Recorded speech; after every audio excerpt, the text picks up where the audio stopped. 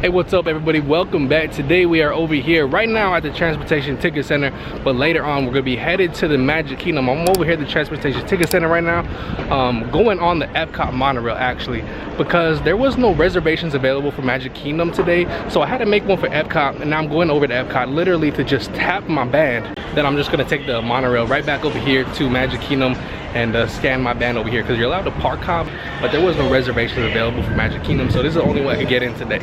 And here it comes. This is actually a cool little trip though, because this is my first time back on the Epcot monorail since it's reopened.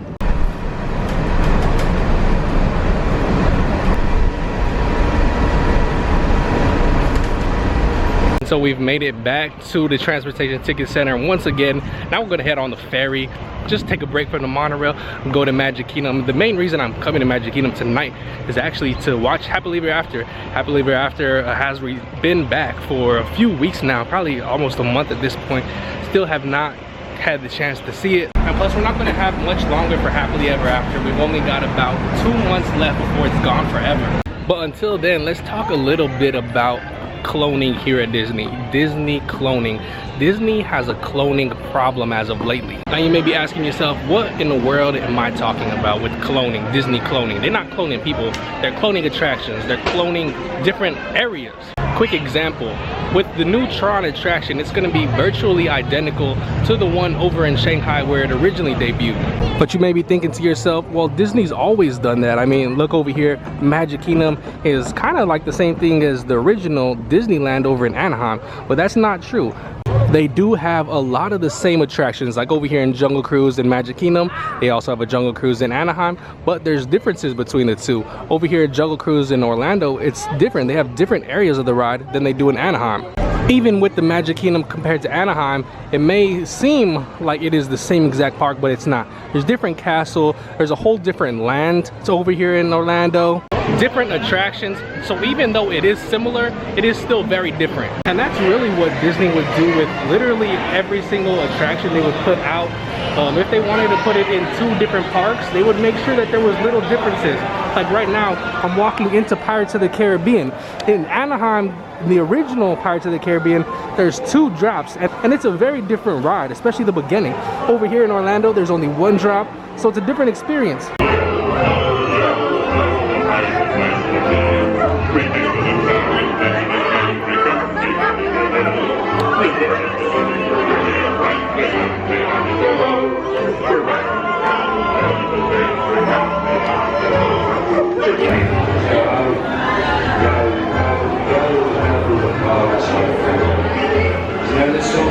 But it seems like lately, especially in the past like 10-15 years, it seems like Disney is not really doing that anymore. When they build one attraction and they want to put it in another place, they don't really change it. They don't do anything different. It's basically the same attraction, same area in 2 different places. Take for example Star Wars Galaxy's Edge. They've got one here in Orlando at Hollywood Studios, and they have one in Disneyland. They are literally the exact same. They have the exact same rides. Only different thing is that Anaheim has an extra entrance, whereas over here in Orlando we don't have 2 entrances. But other than that, they're completely the same. Same everything in both Batus. And I gotta expect that it's gonna be the same way when the new Princess and the Frog attraction debuts here in Orlando as well as Anaheim. It is gonna be the same as far as I know with the brand new Tron coaster that's coming here to Magic Kingdom. It's the same ride as over in Shanghai. So that leaves us with 2 questions. First question is, why are they doing this? And the second question is this bad? To answer the first question, it's very simple. Basically, it saves Disney money. It saves them a lot of money when they only have to research and develop 1 ride and basically just build that same ride or land in 2 different areas. So it's cheaper and it's easier to just have one idea for a place. You don't have to come up with multiple attraction layouts. You don't have to come up with multiple land layouts. So it's much easier and much cheaper to do it this way that they've been doing it.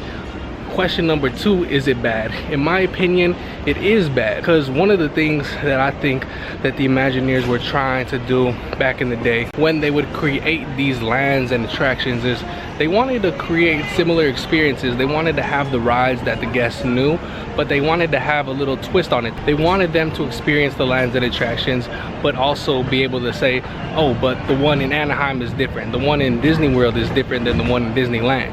I also think it makes people not really have the need to visit multiple Disney parks, because if you already did Star Wars Land over here in Orlando, why do you need to do it in Disneyland if there's nothing different?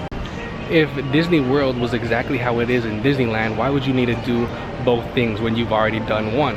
Just go to the one you usually go to. You don't need to go to the other one. So I do understand why Disney does create the same attraction. I do feel like it's important to kind of make distinct differences between the attractions that they do that they want to have the same. Plus, people are going to want to visit multiple Disney parks around the world. I know for me personally, like, I have no desire to go to the Disneyland to go to visit Galaxy's Edge. I want to go to Disneyland to do Disneyland, but I have no desire to go to Galaxy's Edge. Like, if I go to Disneyland, I probably really won't even prioritize Galaxy's Edge. I don't really want to go experience that over there, since I've already done it over here in Orlando, and it's literally the exact same thing. So I don't know, what do you guys think? Do you like the fact that Disney is kind of just bringing the same ride, same areas from different parks to other parks? Or do you like how Disney used to do it, where they used to have distinct differences between attractions and lands? All right guys, but now the sun is setting. You can see everyone's already getting their spots for Happily Ever After. I mean, it's time for me to get my spot too.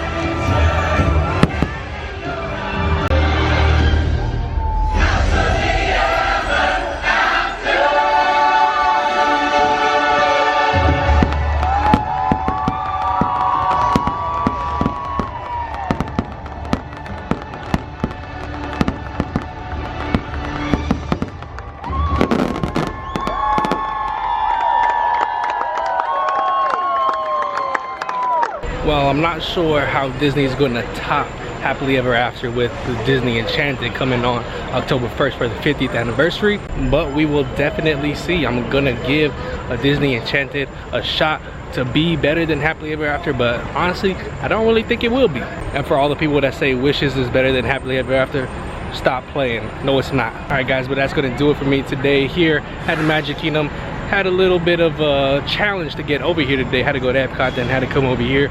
But yeah, still had a great day over here. We really only just watched the fireworks, went on Pirates, but still a good day. Talked to you guys a little bit about Disney cloning attractions and lands, so let me know what you think about that. But yeah guys, if there's any Disney topics or things you want me to cover, let me know down below. Message me on Instagram, Twitter, put it in the comments down below, whatever you want to do. But thank you all very much for watching. If you're new here, don't forget to hit that like button. Shout out to all of my producers of the video.